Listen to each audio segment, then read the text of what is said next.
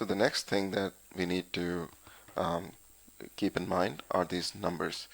So these numbers tell us that how much time is this resource going to take to process 1 unit of work. Meaning, right now I have nothing to process, but if I were to deploy this green resource over here, then number one, it is going to take 120 units of time to set itself up, because green resources take 120 units of time. And second, after those 120 seconds, it is going to take 4 additional seconds to process 1 unit of this A process. Right now there is nothing over here, but let's say there was 1 unit of raw material available over here, then you would have taken 120 plus 4 seconds to take this one, get it processed, and move it to over here. Now different resources could take different amounts of time at different process levels. We can clearly see that although we have a green here and a green here and a green here and a final green here, the amount of time they take is different. So this one is pretty fast. It takes 4 units of time. This takes 5, and these two take 15 each. Meaning that although the resource is same, it doesn't necessarily mean that the amount of time to process one additional unit will be the same. Now here is a word of caution. When you move a resource from here to here, or here to here, or here to here, please keep in mind that it is always going to take this 120 units of time for setting itself up.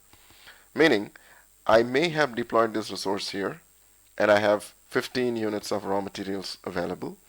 So it has set itself up with 120 setup time, and then it has started producing. At some point, let's say that all the raw materials that were fed over here are over. Now at this point, if I'm going to move this green resource from A1 to C1, then it is going to take another 120 units of time to set itself up and then start producing whatever raw material units were available to it. However, if I were to give it another raw material over here without changing its location to C1, keeping it here at A1 and giving an extra, it would just take 4 additional units of time to process it. Meaning every time you change the location of the resource, you incur a penalty. The penalty is in terms of the setup time. Remember, we had discussed about the setup time being a constraint. Well, that is how it plays literally havoc in the entire system. Okay, so we understood what these colors mean, and we understood what these numbers mean. Then let's understand what these rectangles are. So these rectangles are, you can think of them as intermediate storage locations. So imagine that I gave some raw material in terms of, let's say, iron ore and carbon and something else, and those got processed into, let's say, molten iron. So the molten iron has to be held somewhere. So that somewhere is this rectangle over here. Okay, or similarly, if we were to take an example of a computer, then let's say that this guy is processing keyboards, and this guy is processing the USB ends of those keyboard connecting wires. So now the wires got processed, and they got crimped into the USB connector, but they have to be kept somewhere in between. So these are intermediate locations. Now while we run our simulation, these values over here, the numbers that appear over here, are going to be something that we have to keep our eyes on, because if they go down to 0, then there is a very clear possibility that the process will be halted. So we have to keep in mind that we always have something, some units available at all these locations. Or if they are running into 0, then change the location of the resource so that the resource can be deployed into some location where it can be gainfully employed. It can process some more units of work. All right. Now, how do you view this layout over here? Again, you have to go from bottom to up. So start from the bottom row over here, which is the number 1 row, or rather the row below that. These ellipses that you see over here. So you can see that we have got 4 ellipses with the value 0 in them. So these are input points, meaning that these will get or these will need some raw material to be fed into them for the entire simulation, entire process to work. And how do we know what do we fed? And of course, if we are going to get some raw material, that means we have to purchase it. And if you are purchasing it, that means we have to pay some money for those purchases. How do we find that out? At the top, you can see an info button. So if you click the info button, you will see the information as to what is the price of the raw material at each of these locations. So you can see that A costs $30 per unit, C costs $35 per unit, E costs $30 per unit, and F costs $65 per unit. So once you have this information and you know how much of money has been allocated to you, in this case is $11,000, you can take a wise decision, an informed decision as to how much you want to buy, or how much basically you want to give to the process to begin. Okay. If you want to get rid of this information, just click on the info button back and it will all be gone. Okay. Now the second part of understanding how the processes are going to run. Okay. So we have 4 input points. We have to give them some raw materials to begin with, and then we have to allocate these resources over there, over these the color-coded locations for the process to begin, for the work to start. And then you can see that both A and C, they are kind of required for products this and product that. So basically, if I have to produce 1 unit of this product, let's call it product 1. So for product 1, I'm going to need at least 1 unit of this raw material and 1 unit of that raw material. So you may say that since our final goal is to produce 40 of them, I have to buy 40 each. No, wrong. Because number 1, you can see in this rectangle over here that we already have 25 units available to us. Plus, this raw material and this raw material are also required as a part process, as sub requirement for this product 2 over here.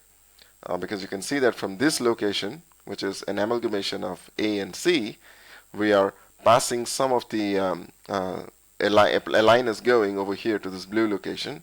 That means that whatever units are we going to have here, they will be bifurcated to product 1's line and product 2's line. So we are actually going to need quite a lot of A and C, and we will see how to figure that out. Then for product 2, we need A and C plus some of E. For each unit of product 2, we are going to need 1 unit each of A and C and 1 unit of E as well.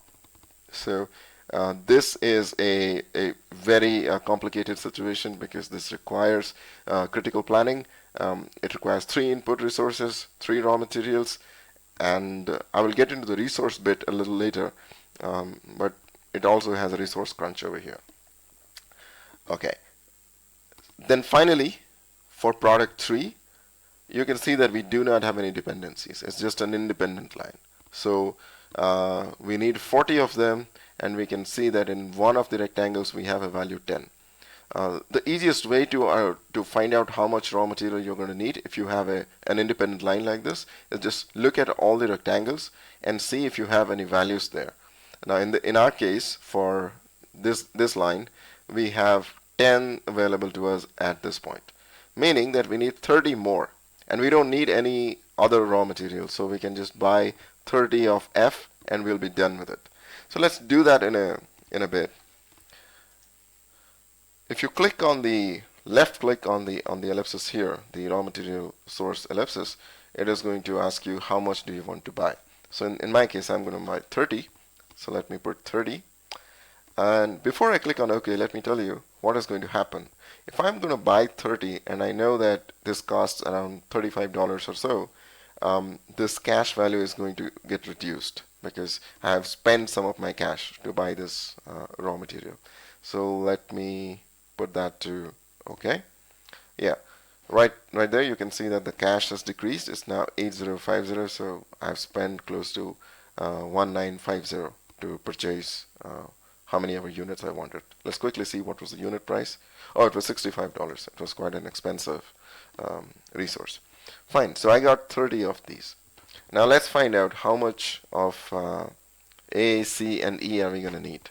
Okay, let's go with product 2 first.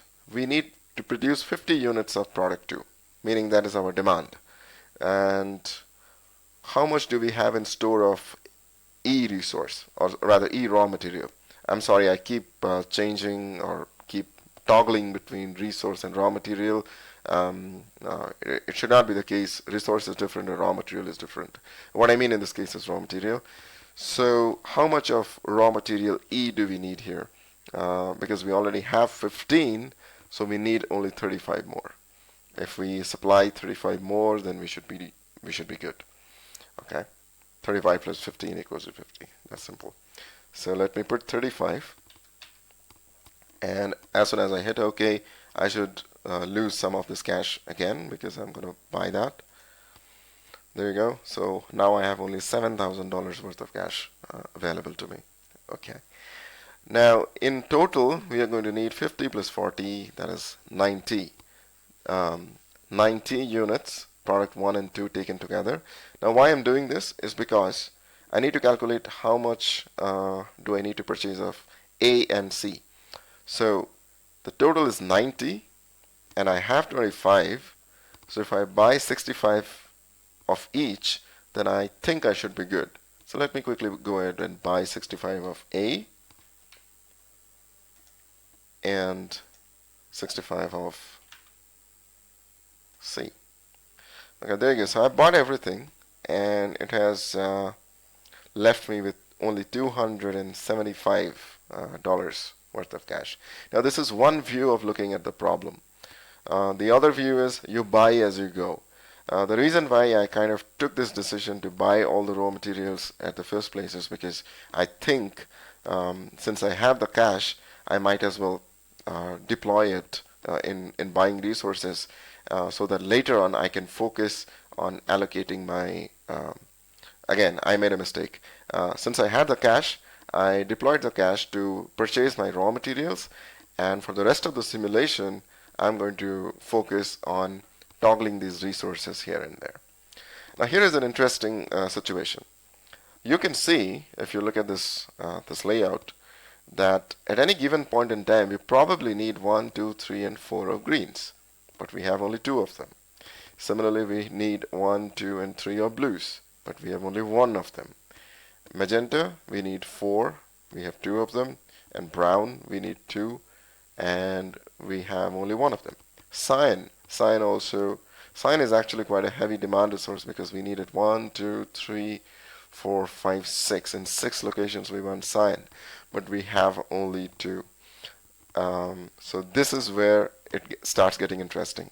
The entire theory of constraint is that you have limited resources, you have constraints in terms of setup time, in terms of time it takes to produce or to process 1 unit of work, and you have a constraint of overall time, that is you have only 5 days, 1 week to run this whole thing, and you have a constraint of cash.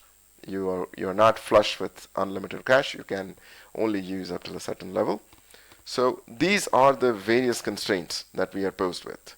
The number of resources, the amount of cash, the total amount of time we have to produce all the units that we want to sell, and the setup times for each resource, and the time taken to produce every extra unit of work. Now we need to keep all of those in mind to be able to successfully run the simulation. So I will cover that in the next part of this video.